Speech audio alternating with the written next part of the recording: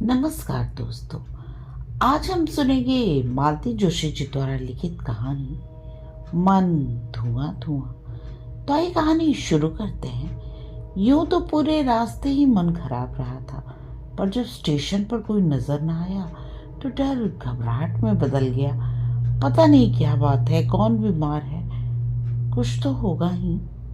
तभी तो बड़े भैया ने तार देकर बुलाया है, नहीं तो पिछले 12 सालों में एक बार भी तो ऐसा नहीं हुआ।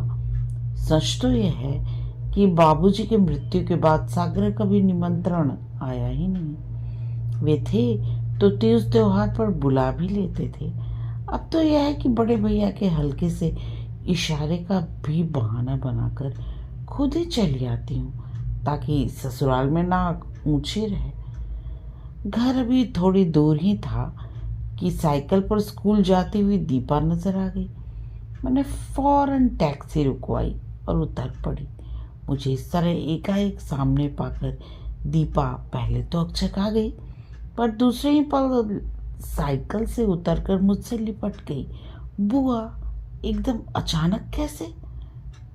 तुम्हें देखे बहुत दिन हो गए थे ना, इसलिए।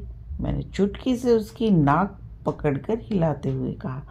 बुआ भतीजी का यह प्रेमालाप पता नहीं कितनी देर तक चलता, पर मैंने देखा उसके साथ वाली लड़कियां बेचैन हो रही हैं। अच्छा, अब शाम को मिलेंगे, झटपट स्कूल जाओ तो।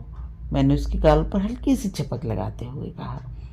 अच्छा, सी यू, उसने अपना सुकोमल हाथ हवा में लहराते हुए कहा और साइकिल पर बैठकर फुर्र से उड़ गई।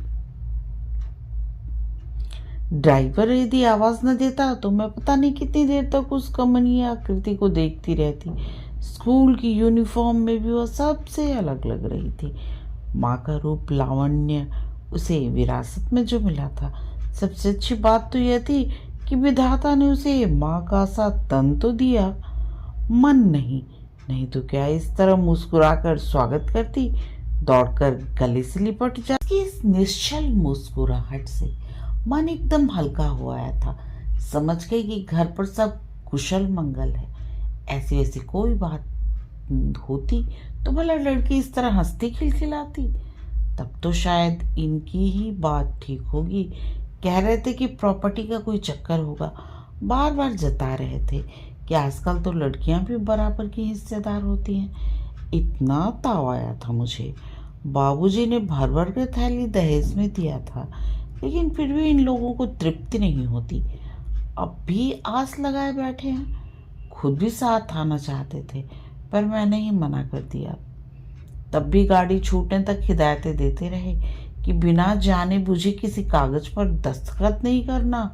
पता नहीं किस प्रॉपर्टी का सपना देख रहे हैं ये लोग। गांव में एक पुराना सा मकान और 8-10 बीघे खेत, बस। शहर में जिस बंगले पर सबकी आंखें लगी हुई हैं, वे तो भैया ने अपनी कमाई से बनवाई हैं। ये जमीन उन्हें ससुराल से दहेज में मिली थी। दीपा को भेजकर भाभी ने शायद अभी अभी दरवाजा बंद किया था। सिटकनी खोलते हुए बोली, अब क्या रह गया? पर मुझे देखते ही चुप हो गई। अरे सुमित्रा, तुम? उनके मुंह से बस इतना ही निकला और वे दरवाजा छोड़कर खड़ी हो गई कि आना हो तो आओ, वरना दरवाजा खुला है।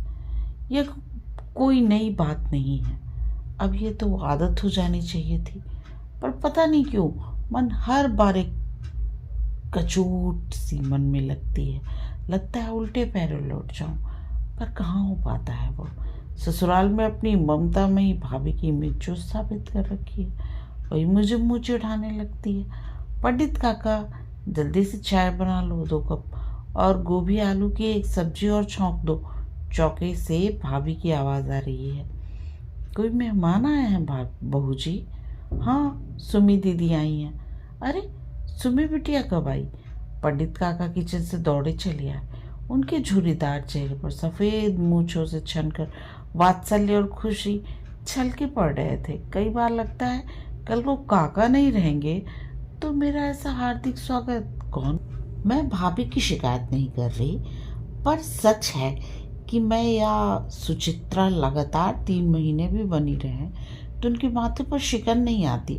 हमारे स्वागत सत्कार में कोई कमी नहीं होती, पर सच भी ये है कि हम तीसरे ही दिन बिस्तर बांध ले तो वे रुकने को भी स्टार्ट नहीं करती।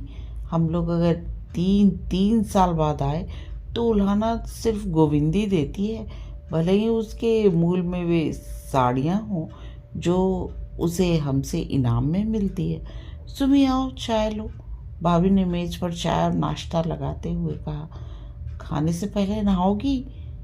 गोविंदी को गीजर ऑन करने के लिए कह दूं या अभी गर्म पानी शुरू नहीं किया? इतनी कोफ्त हुई, दुनिया भर की बातें पूछ रही हैं, पर यह नहीं पूछेंगी कि अचानक कैसे आना हुआ, या फिर उन्हें मेरे आने का अंदाज़ा था तो बताए ना कि क्यों बुलाया था। आखिर मैंने ही पूछा, भाई साहब कैसे हैं? अच्छे हैं?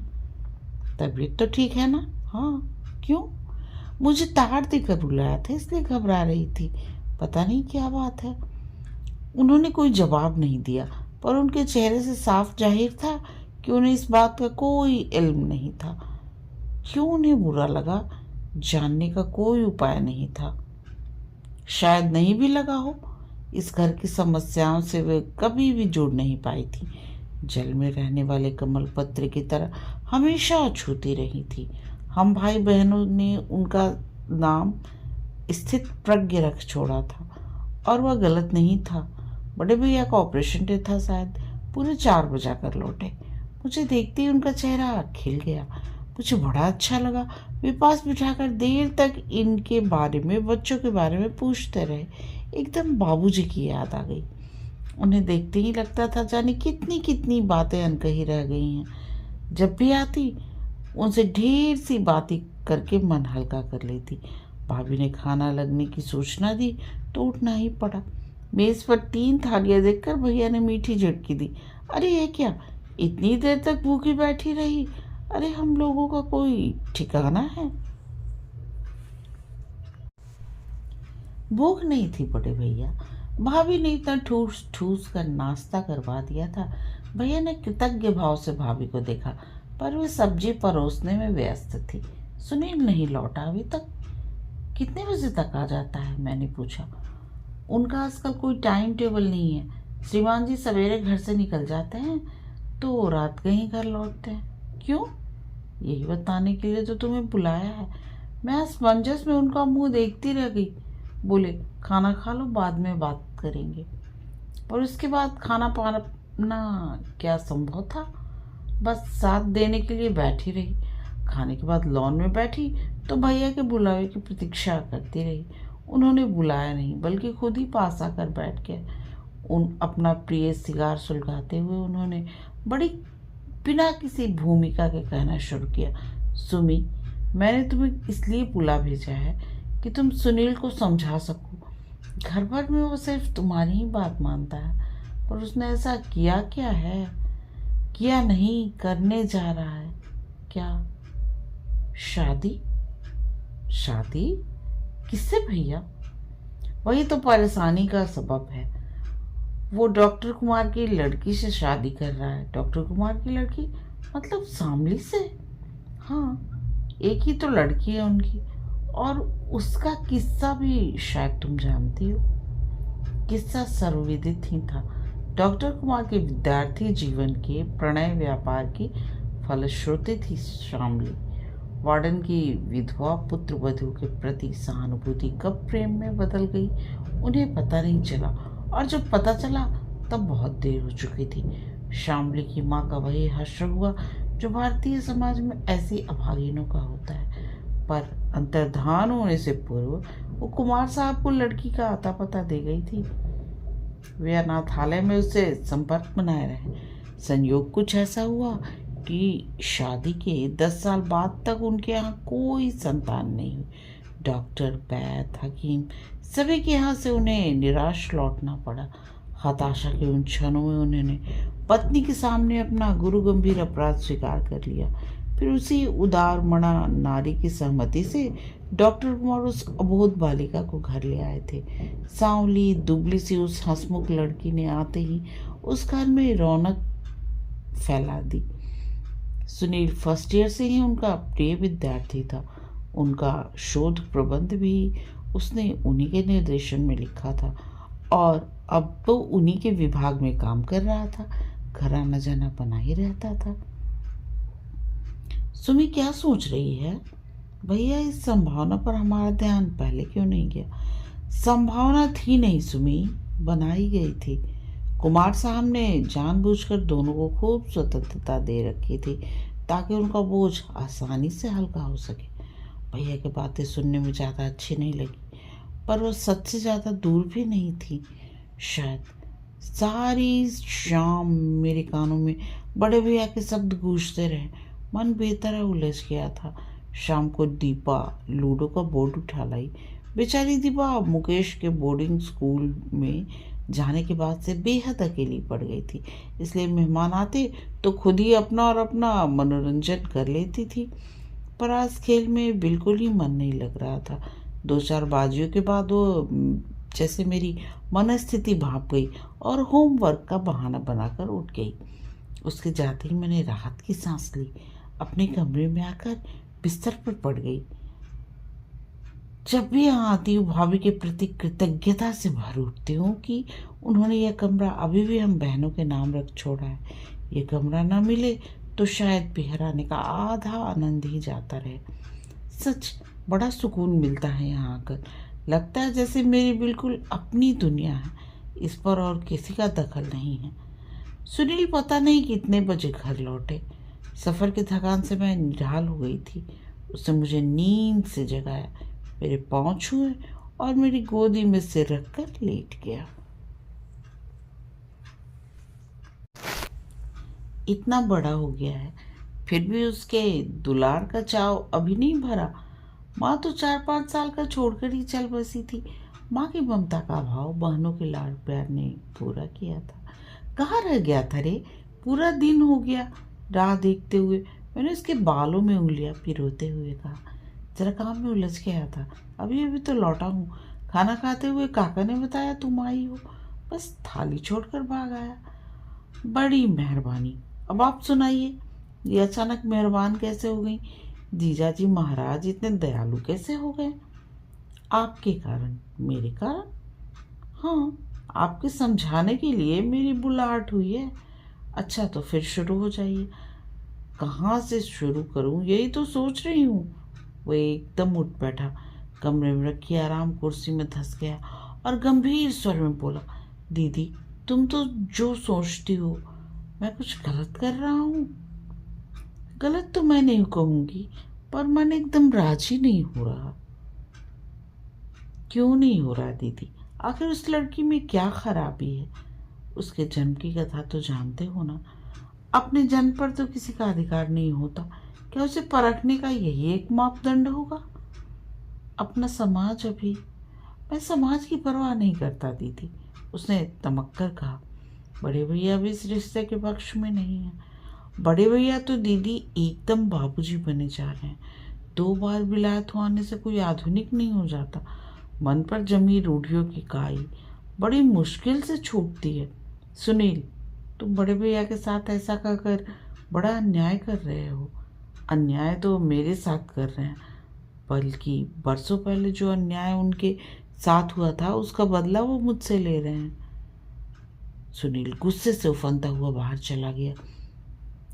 उसकी बात ने पता नहीं कितनी पुरानी यादों को झकझोर दिया। सिंधिया का सुंदर भावपूर्ण चेहरा आंखों में घूम गया। सुनील का तमतमाया चेहरा देखकर भैया के तब का विद्रोही चेहरा याद आ गया। उफ, उन 2 महीनों में घर में कितना तनाव भर गया था। कैसी महाभारत सी मची रहती थी घर में। भैया तो बात करते ही बात काटने दौड़ पड़ते थे। बाबूजी के सामने पड़ते ही डर लगता था। हम सब लोग दिन भर सहमे सहमे किसी विस्फोट की प्रतीक्षा करते रहते। जीजी की सगाई उन दिनों बस हुई ही थी। बड़ी मुश्किलों से बाबूजी अपनी मर्जी का उच्च कुलीन वर्ग खोज पाए थे। हम लोग शादी की तैयारियों में व्यस्त ही थे कि सिंथिया किसी दुस्वप्न की तरह हम सबको चौंका गई थी। कोई कच्चे दिल वाला व्यक्ति होता तो अपने होशो हवास खो बैठता, पर बाबूजी ने निर्णय लेने में जरा भी देर नहीं की। 28 साल की नौकरी का इस्तीफा लिखकर वे हम सबको लेकर शहर आ गए और भैया को एक तरह से उन्होंने नज़रबंद कर दिया।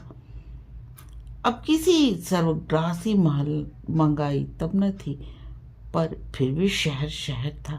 यहाँ हर चीज़ के लिए कदम कदम पर पैसा फेंकना पड़ता था। पर बाबूजी ने दिल पर पत्थर रखकर आमों का बगीचा व कुएं वाले 2 खेत बेच डाले। इस आकस्मिक खर्च के कारण जीजी की शादी पर भी वे मन भर कर खर्च न कर सके, जिसका वो लाना वे आज तक देती हैं। बाबूजी का त्याग व्यर्थ नहीं गया। घर में उठा तूफान एक दिन अपने आप शांत हो गया। बीतते न बीतते घर में फिर शहनाई बज उठी। डॉक्टर भैया के लिए राय प्रसाद हरि प्रसाद की इकलौती बेटी, शहर के बीचों बीच यह मकान और विलायत जाने का खर्च, सब दलिद्दर धुल गए। उसी शान शौकत की बदौलत चित्रा को तो मुझे इतना अच्छा घर मिल सका। सुनील और अनिल निश्चिंत होकर पढ़ सके। दुख होता है तो बस जीजी के लिए, चूंकि उनका विवाह इस स्वर्णयुग से पहले हुआ था, इसलिए बहुत संपन्न परिवार में नहीं हो सका था। वैसे अपनी समझ से बाबूजी ने अच्छा ही घर देखा था। उस समय उनकी हैसियत ही क्या थी। गांव के मिडिल स्कूल के हेडमास्टर को तब मिलता ही क्या था। वो तो पुरखा का बनाया मकान और थोड़े से खेत थे, इसलिए इज्जत से गुजर हो जाती थी बस। अम्मा की मृत्यु के बाद हम भाई बहनों को बाबूजी ने बड़े जतन से पाला था। कभी किसी अभाव का एहसास न होने दिया था। उनका बस एक ही सपना था, लड़कों को अच्छी से अच्छी शिक्षा देना, लड़कियों के लिए कुलीन वर तलाश करना। इन सपनों पर जब आँच आती दिखाई दी, उन्होंने आकाश पाताल एक कर दिया और आखिर बाजी जीत ही नहीं। बाबूजी जब तक जीवित रहे, मन उनके प्रति एक आक्रोश से भरा रहा। बड़े भैया हम दोनों बहनों के सामने आत्मस्वीकृति व्यक्त कर रहे थे। मेरे बहाने उन्होंने सुचित्रा को इंदौर बुला लिया था और अब हम तीनों मिलकर वर्तमान संकट पर विचार विमर्श कर रहे थे। बाबूजी के जीते जी मैंने उन्हें कभी माफ़ नहीं किया, पर आज जब मैं उनके स्थान पर खड़ा हूँ तब पता चलता है उनका डर, उनका सोचना कितना सही था। लड़की का बाप होना अपने आप में एक मुसीबत है, फिर जब परिवार में ऐसी वैसी घटना हो जाती है तो समस्या और भी जटिल बन जाती है। लड़की का बाप? चित्रा ने चौंक कर पूछा। क्यों, लड़की का बाप नहीं हूँ मैं? तुम विश्वास नहीं करोगी सुची, जब से सुनील ने यह बम फेंका है मैं लगातार दीपू के बारे में सोच रहा हूँ। आज से 4-5 साल बाद जब मैं उसके लिए वर खोजने निकलूँगा, तब क्या यह शादी मेरे रास्ते का कांटा नहीं बन जाएगी? तब तक तो बात पुरानी पड़ जाएगी। मैंने कहा, लोग भूल भी जाएंगे। नहीं भूलते सुमी, न तो लोग ऐसी बातें भूलते हैं न वे पुरानी पड़ती हैं। वे हर बात उतनी ही ताज़ा होकर सामने आती है। अब शामली की बात ही ले लो, 20-22 साल पुरानी बात है, फिर भी उसे लेकर हम लोग परेशान हैं कि नहीं? लेकिन परेशानी का कारण मेरी समझ में नहीं आता, सुचित्रा बोली। डॉक्टर कुमार की बेटी है वो, और आज विज्ञान की दुनिया में उनका एक नाम है, लेकिन उनकी माँ को भी तो बुलाया नहीं जा सकता। शामली का जन्म जिन परिस्थितियों में हुआ उन्हें भी नज़रअंदाज नहीं किया जा सकता। और सबसे बड़ी बात तो यह है कि अपने जीवन के प्रथम 10-12 वर्ष उसने अनाथ आश्रम में बिताया है। किस किस बात को अनदेखा करेंगे हम? हमसे कोई उत्तर नहीं देते बना। अच्छा, दीपा की बात रहने दो, उसके विवाह में भी देर है, पर इस शादी के बाद क्या तुम भी ससुराल में सिर उठाकर चल सकोगी?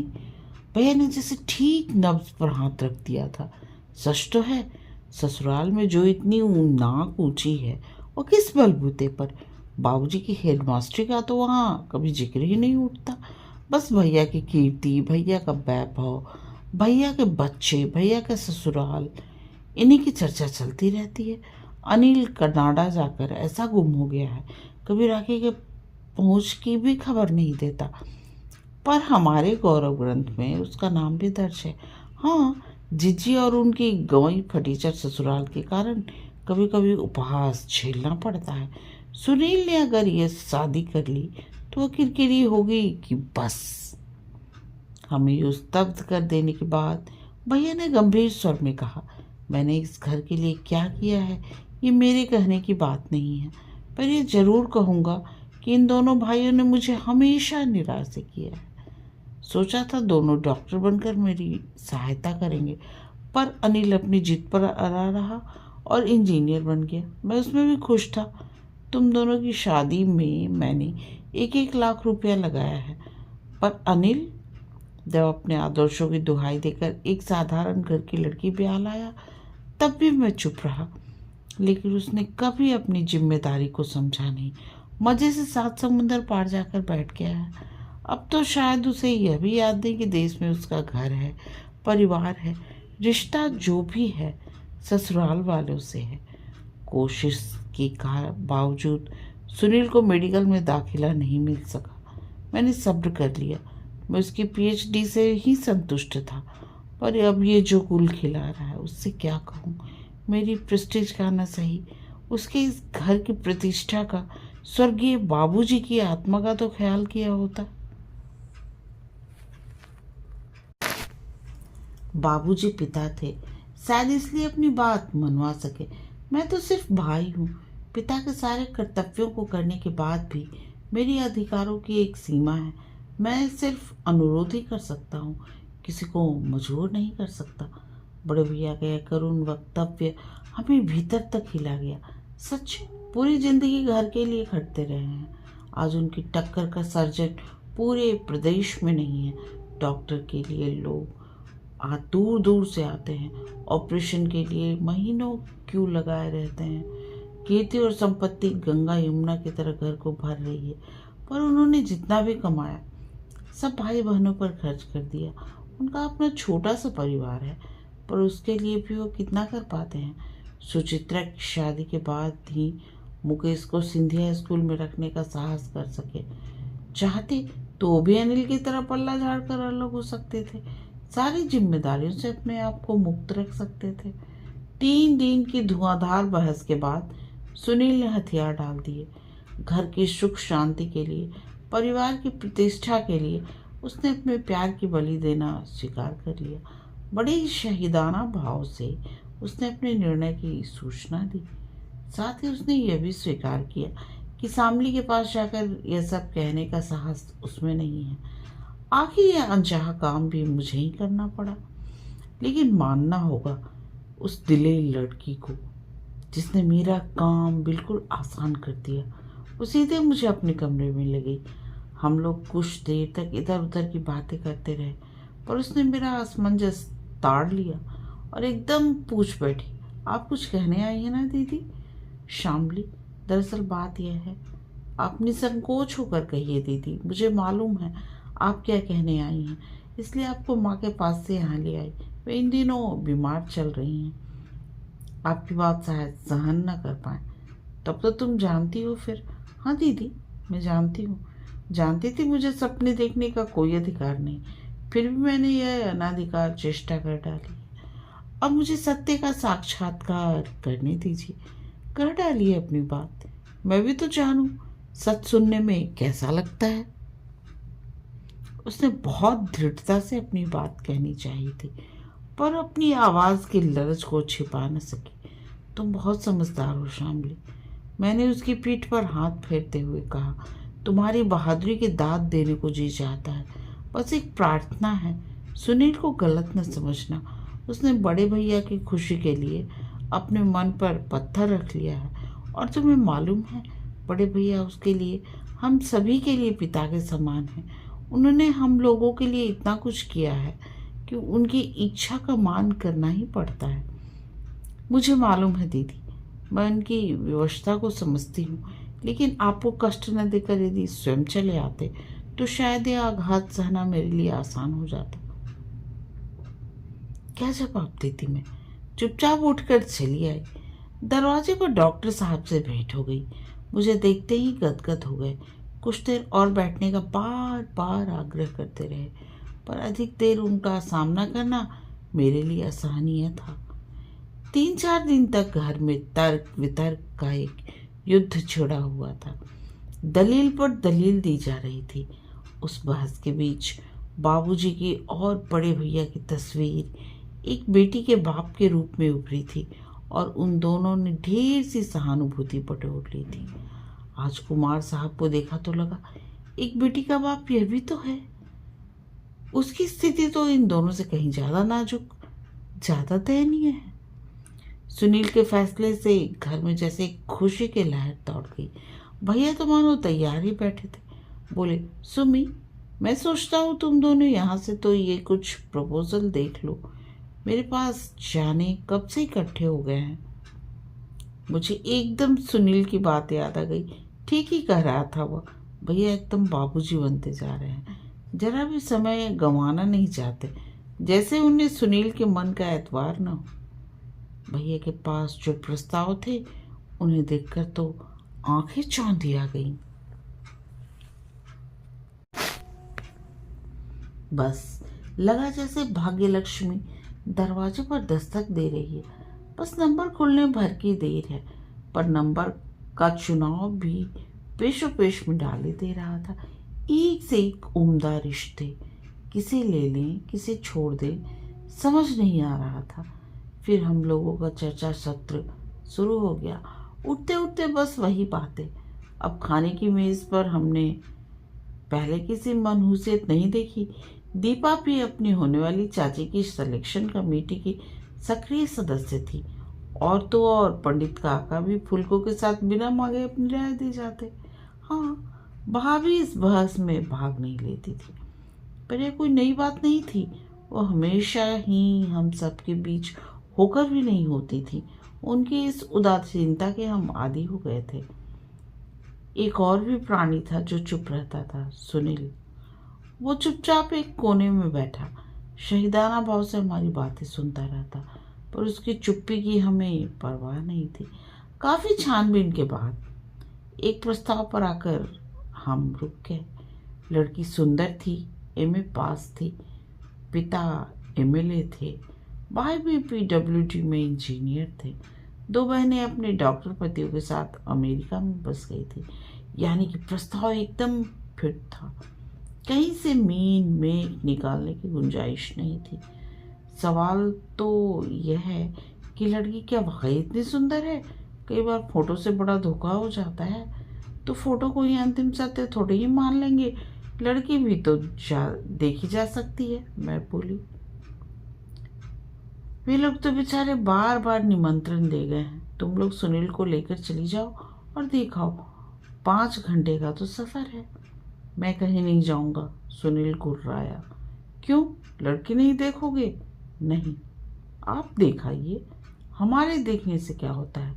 आखिरी पसंद तो मेरी कोई पसंद नहीं है।